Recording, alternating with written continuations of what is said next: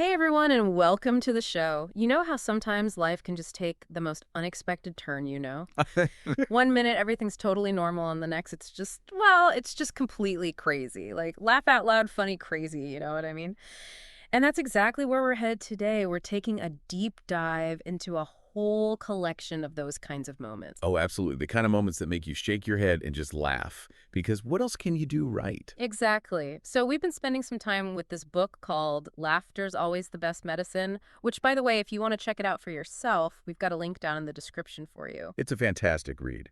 Really just a collection of all those little everyday moments that are so relatable they make you laugh out loud. It really is. And if you're enjoying these deep dives, we'd really appreciate it if you'd give us a like and subscribe. It helps us out a lot and keeps these deep dives coming. So, as you said, this book, it's full of these lighthearted essays, these little stories that find the funny side of things we can probably all relate to, whether it's a family gathering that went completely off the rails or one of those technology fails that we've all experienced at some point. Oh, yeah, those technology fails. Those are always good for a laugh, especially when they're happening to someone else, right? Yeah. But today, our mission is to pull out some of the most hilarious and insightful bits from this collection and share them with you. Kind of like a little shortcut to enjoying all the fun and relatable moments this book has to offer. Exactly. So where should we start? Where should we begin to unpack all this funny? Well, I think a good place to start might be with something everyone understands, something universal. Hmm. And what's more universal than food and family? And this Sure. book has this great story about Mama Nellie and her meatballs. Oh, yeah. You mean the story with Uncle Vince? Where he's trying Mama Nellie's spaghetti and everything seems to be going well. He gives the sauce a thumbs up, and then comes the meatball. And the pause. The pause. Because the meatball, as they say in the book, has a very interesting texture and spices. It's Yeah. different, but what's interesting is his reaction. He just smiles and says, it's good. And then he eats five of them. Five. Five of them. It's just so funny to think about. Mama Nellie is so relieved that he approves. And you know what? I think it says a lot about their relationship, about family in general, right? Yeah. Like sometimes you just got to accept the unique dishes your family throws at you. Definitely. It's like a love language Yeah. expressed through interesting food choices. Exactly. Have you ever had one of those meals where you're not quite sure what you're eating, but you just smile and nod along? Oh, absolutely. I Or think we've all been there. It's that unspoken rule of family gatherings. Mm, You just got to go with it. totally. So, in keeping with the theme of food and family, we have to talk about the 4th of July luau story. Oh, yeah, that one's a classic. It's the perfect example of what happens when ambition meets, well, a lack of expertise. It starts with this vision, right? This dream of a Hawaiian luau, probably fueled by some romanticized memory. No actual recipe involved, just a general ideal. And then they decide to go all in. Uncle John is out there digging this huge pit in the yard. And of course, no luau is complete without a pig. Right, but they don't have banana leaves, so they wrap this pig in layers and layers of aluminum foil. It ends up looking like this shiny mummy. And instead of banana leaves, they cover the whole thing with a sheet of steel and then pile dirt on top. It's just amazing. I can just picture the scene. All these adults chatting away, completely convinced they've got a culinary masterpiece brewing under their feet. The optimism's just contagious. Yeah. And that's what makes it so funny. Totally. It's that mix of high hopes and completely questionable methods that just makes you laugh. Have you ever been part of a DIY project that started with such a lack of a plan? Oh, yeah, countless times. Hmm. I think it's a universal experience. We all have that moment where we think, yeah, we got this, even when we have absolutely no idea what we're doing. It's the best.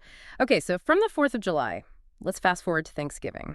There's this story in the book about a Thanksgiving dinner that takes the whole potluck thing to a whole new level. Oh, yeah, this one's great. So the host is hosting Thanksgiving for the first time in years, right? Right. They're so excited. They go all out with decorations. They plan their dishes, the traditional turkey and all the trimmings, and they tell everyone it's a potluck. Seems straightforward, right? Right.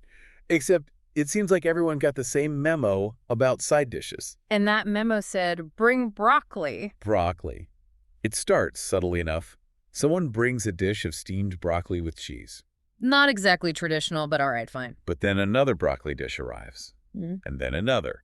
And before the host knows it, practically every guest has brought some form of broccoli. Steamed broccoli, seasoned broccoli. There's even a broccoli cornucopia. It's like a full-blown broccoli invasion. And to top it all off, Mom arrives with a plate of raw broccoli and a bowl of ranch dressing. It's like a broccoli-themed fever dream.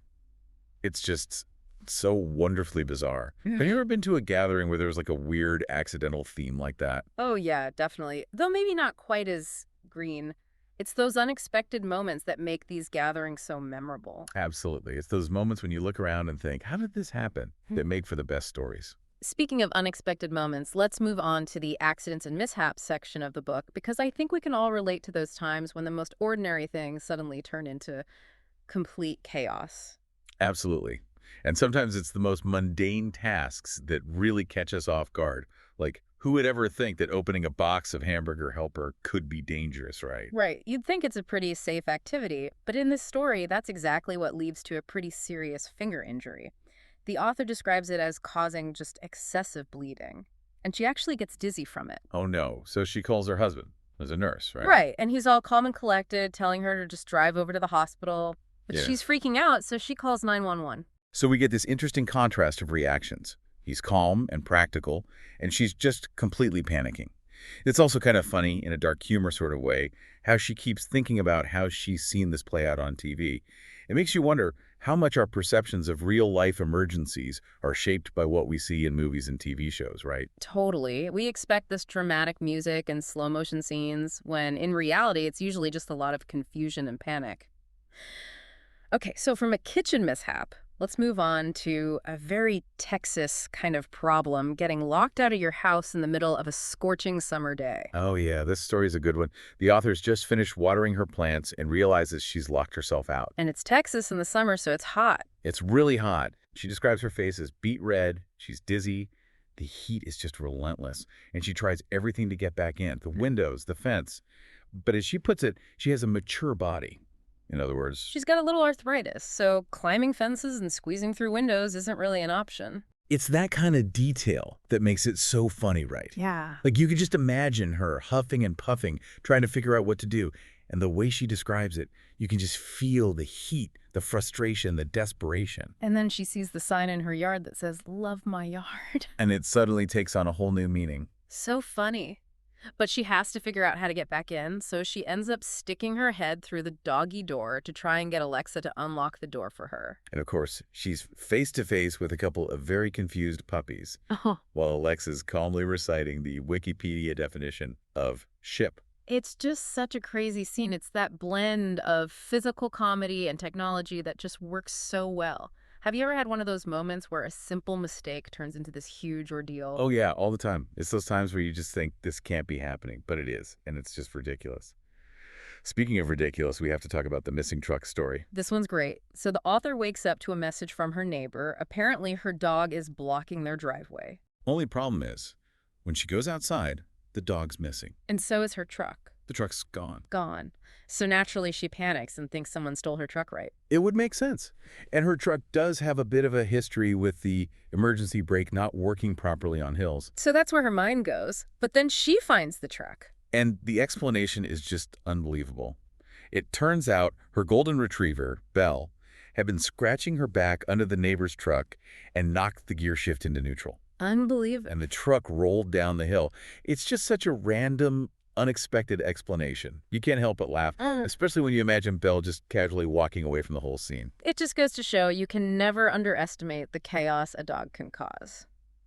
Okay, so from vehicular mishaps, let's head back to the kitchen for a kitchen catastrophes story. Oh yeah, the kitchen, where culinary dreams go to explode. Explode is the right word. This story is about the infamous 7-minute frosting. You know, the one that never actually takes 7 minutes? Oh, I know that one. You start out thinking it'll be a quick and easy frosting, and the next thing you know, you've been whisking for an eternity and it's still not cooperating. Exactly. In this story, the author's trying to make this frosting for a birthday coconut cake. And as the minutes tick by and the frosting stubbornly refuses to thicken, her frustration just grows and grows. And someone has the nerve to suggest she just switched to a simple buttercream frosting. Oh, the audacity. Right. But of course, she's determined to make this 7-minute frosting work. And then it explodes. It doesn't just thicken, it explodes. It's everywhere. The counters, the floor, even the ceiling. A sugary, sticky mess of epic proportions. It's a good reminder that sometimes even the simplest recipes can go horribly, hilariously wrong. Have you ever had a recipe completely backfire on you? Oh, so many times. I think every home cook has at least one kitchen disaster story, right? It's practically a rite of passage. All right, so from the chaos of the kitchen, let's step into the equally entertaining world of social blunders and embarrassing moments, a category where I think we can all find a story or two we can relate to. Oh, for sure. And the book starts us off with a story about PT cruisers. PT cruisers. Yes. So our narrator spots another one of these shimmering pieces of art on the road. Yeah. And what does she do? She rolls down her window, honks the horn, gives the driver a big thumbs up, and shouts, "You and me, we've both got good taste," at the top of her lungs. And the other driver. Not impressed. Not impressed at all. Which, I kind of get it. It's a little much, maybe. But I also admire the enthusiasm. It's just a good reminder that sometimes our excitement doesn't always translate the way we intend it to. Have you ever been on either side of a situation like that? Definitely. I think we've all had those moments where our enthusiasm maybe wasn't quite as appreciated as we'd hoped. Okay, so moving on to a different kind of social blunder. We have the duck story. Oh, the ducks. This one's a classic case of misinterpreting a situation. So, the author and her partner, John, are watching these ducks, and they see what they think is a fight breaking out. They're genuinely concerned, thinking these peaceful creatures are suddenly turning on each other. Right. And then the stranger walks by and just casually says, "They're mating." Oh, no. So embarrassing.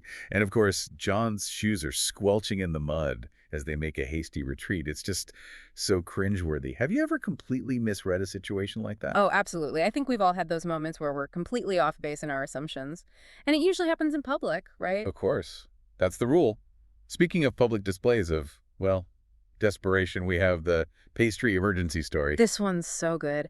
So the author is on a mission to get these specific pastries. Right, and not just any pastries. These are special pastries. So she calls the bakery early in the morning to make sure they'll have them. And then she has to meet this guy at this unmarked pink building to pick them up. It sounds like a spy movie. I know, right? But it's all for the love of a good pastry. So she gets the pastries and then has to make this mad dash home before they melt in the Florida heat. Armed with a styrofoam cooler and a bag of ice. She's speeding, weaving through traffic, praying she doesn't get pulled over for a pastry emergency. And every few minutes, she has to lean into the back seat and pour out the melted ice water. It's a high-stakes pastry run. It makes you wonder what your ultimate must-have food item would be. What would you go to these lengths for? That is a good question. Okay, let's shift gears a bit and talk about travel. There's a story in the book about someone who decided to say yes to absolutely everything while traveling in China.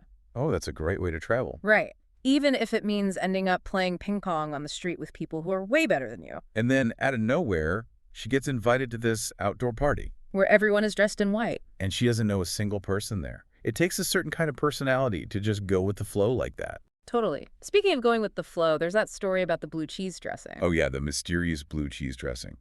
This story is great. It's about the power of suggestion and low lighting. So the server is recommending this unlabeled dressing in the dimly lit walk-in cooler as the best ever. Little do they know, it's just a giant vat of plain old blue cheese dressing.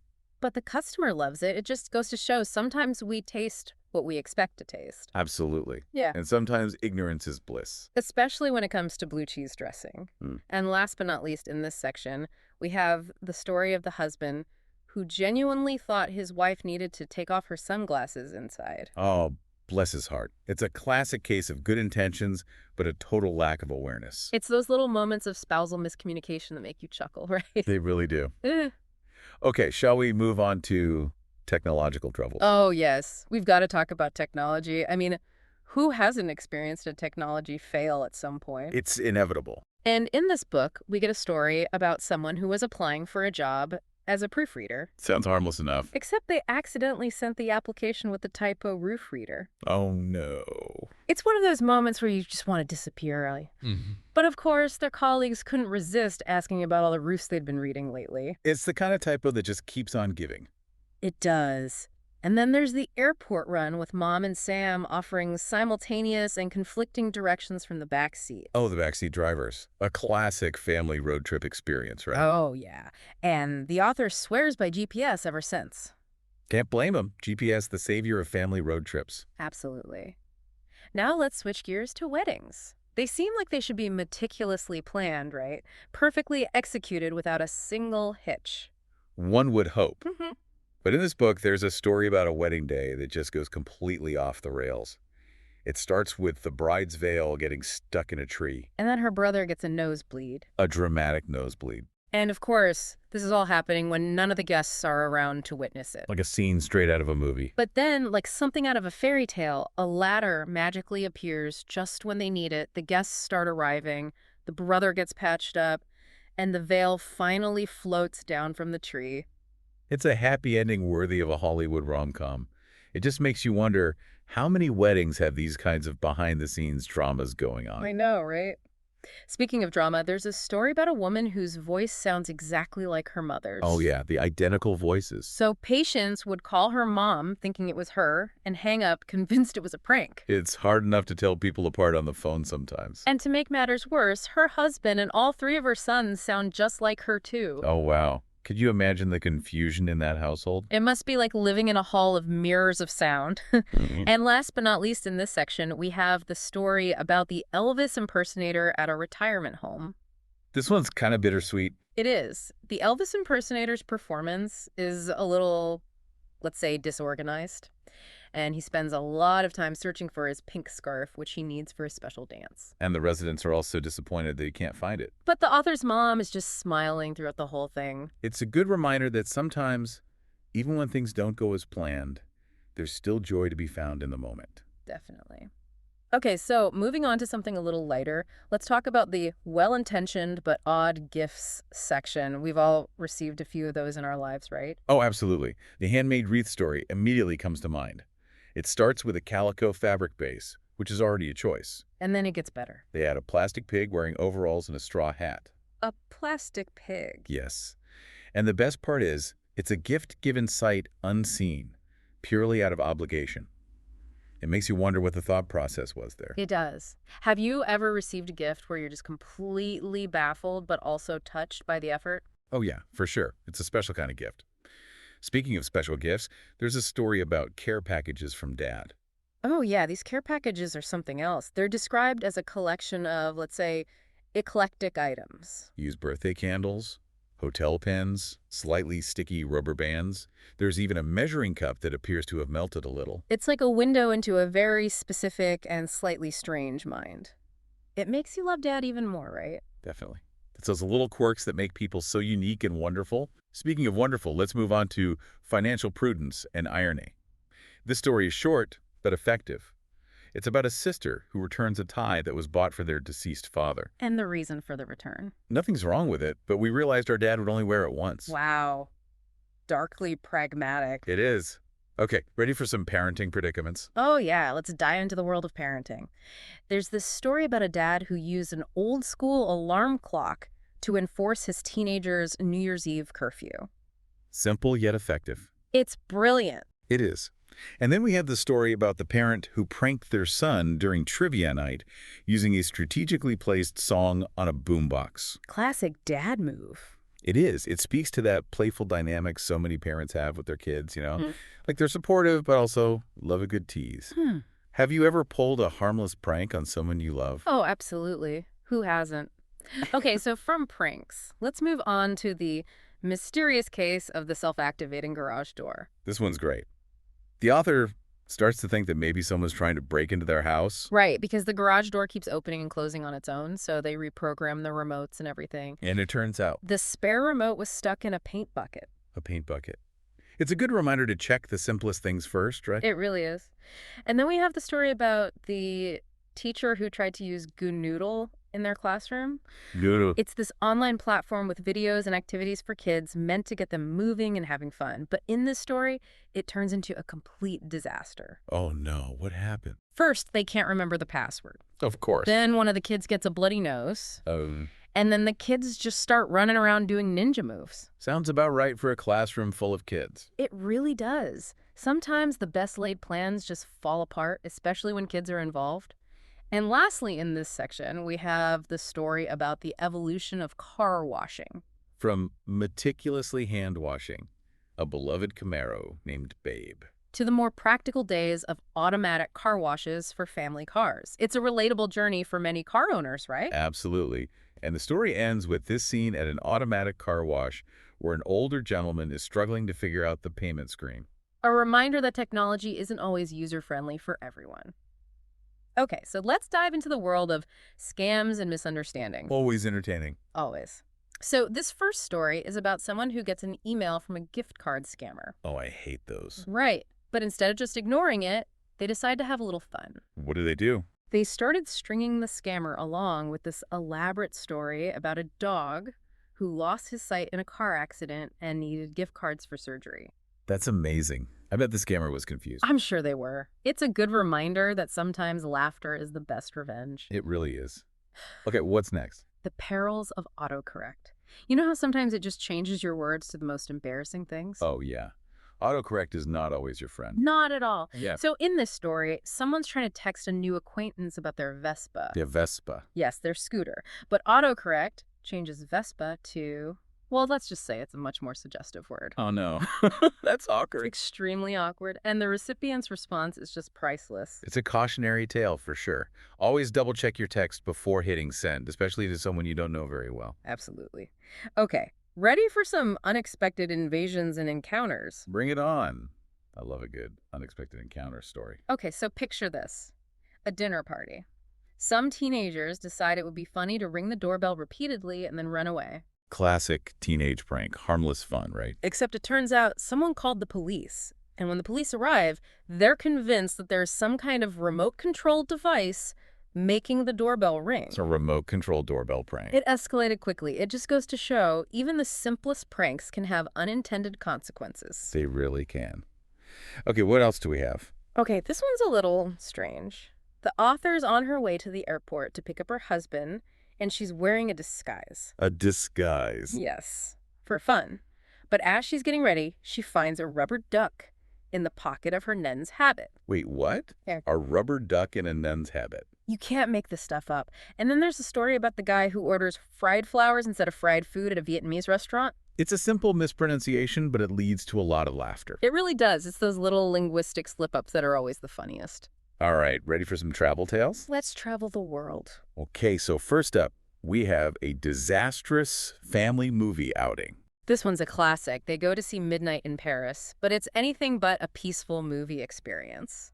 What happened? Well, the dad is talking through the whole movie, offering his own commentary. Oh no, the movie talker. And the narrator's stuck with popcorn duty. And, of course, they've got an annoyed moviegoer sitting next to them who's not thrilled with all the commentary and popcorn crunching. It's just comedy of errors, right? It is. Okay, so from a movie theater in Paris, let's go to A hiking trail. a hiking trail.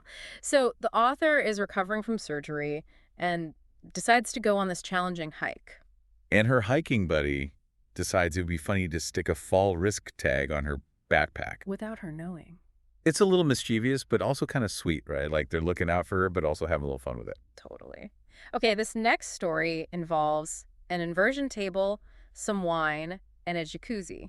That's a combination that could only lead to trouble. It does. So the author and her husband are enjoying a relaxing evening. They've had some wine. They're in the jacuzzi, feeling good. The husband decides to try out the inversion table.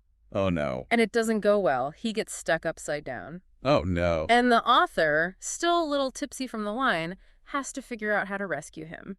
It's pure slapstick comedy. It really is. Right. All right, what else do we have? This one's about a husband who misinterprets a list of romantic gestures. How do you misinterpret a list of romantic gestures? Well, the list is all about things the author has never done for her husband, like ripping her bodice open or letting her hair dangle seductively. Right. But the husband takes it literally and asks why she's never done those things. Oh, no. He missed the point completely. Totally. It's a funny reminder that sometimes men and women just think differently. Sometimes. Okay, ready for some domestic disputes and surprises? Hit me with it. Okay, so first up, waltz lessons. A wife convinces her husband to take waltz lessons with her. Sounds romantic. It does. Except they end up being the least coordinated couple in the class. Oh, that's rough. And then we have a story about a family hit with a bad case of the flu. Oh no, the flu. That's never fun. Especially when it's the kind of flu where all the clocks in the house mysteriously stop at 12. Wait, what? Yep. All the clocks read 12, and then the kids complain that all they got for lunch was a slice of watermelon. Oh, the poor And things. then the dad tries to make soup. Oh, no. Dad's soup is usually not a good sign. And this is no exception. The soup is apparently so bad it makes the whole house smell terrible. Just a classic case of a family trying to survive a flu outbreak, right? Absolutely. It's those moments of shared misery that can either make or break a family. Okay, this next story involves a motorcycle ride and a bit of miscommunication. Oh, this one's a good one. So the author and her husband are going for a ride on his motorcycle. Yeah. Well, at some point, the husband stops for a break, and when he takes off again, he's convinced the author is on the back of the bike with him. But she's not. Nope. She's left standing on the side of the road in her huge helmet, completely bewildered. Oh, no. It's that kind of absent-mindedness that can really throw you for a loop, right? Totally. And then we have a story about a honeymoon gone wrong. Honeymoon gone wrong. How does that even happen? Well, it all starts with a misspelled middle name on the plane ticket, Oh, yeah. and then they lose their luggage. Of course. And when the luggage finally does arrive, one of the suitcases has a broken wheel. It's just one thing after another. It sounds like they need a second honeymoon to make up for the first one. They definitely do. Yeah. Okay, this next story is about a pastor who bears a striking resemblance to Woody Harrelson. That's awesome. It is. He gets mistaken for him all the time. I bet that gets old after a while. You'd think. Yeah. But he actually starts to embrace it, even introduces himself as Carl Hafner sometimes, and he even makes some surprising connections through the whole mistaken identity thing. It's a pretty cool story. It is.